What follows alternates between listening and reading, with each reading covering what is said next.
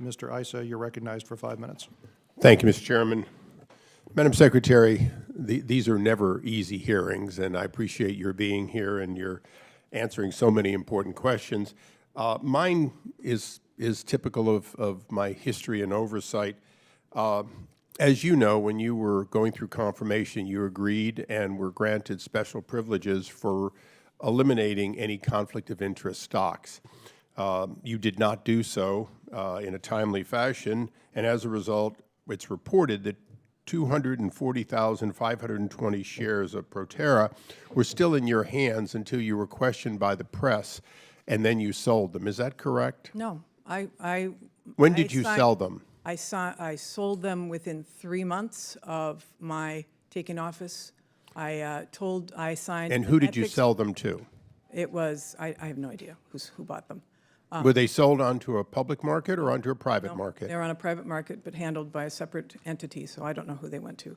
But I can tell you that I signed an ethics agreement when I took on that I had to dispose of those shares and resign from the board, which I did before I even took office, within 6 months, and I sold within 3 months. Okay, just one quick follow-up for the record.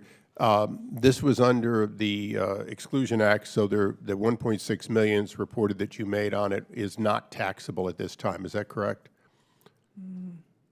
I think we just paid some significant.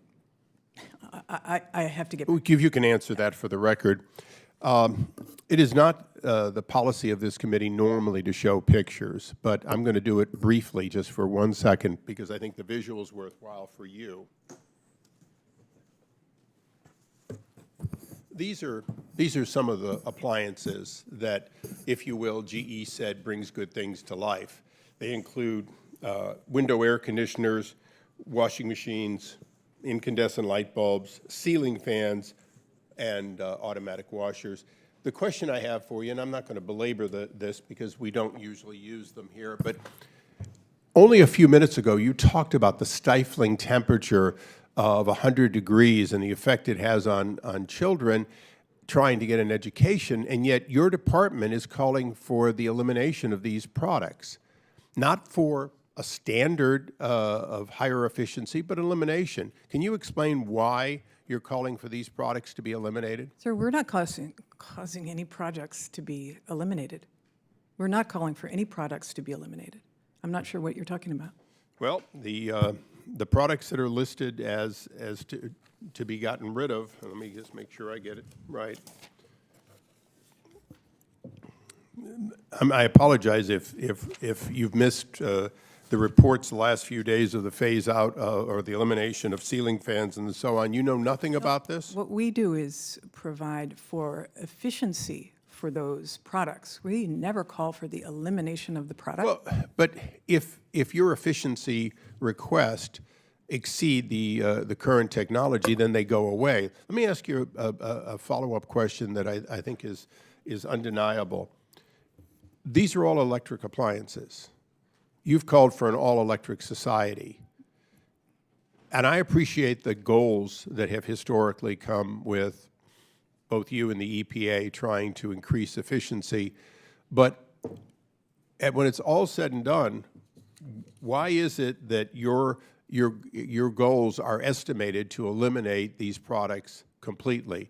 I understand the incandescent bulb. I'll leave that one aside. But the ceiling fans have no, they're motors.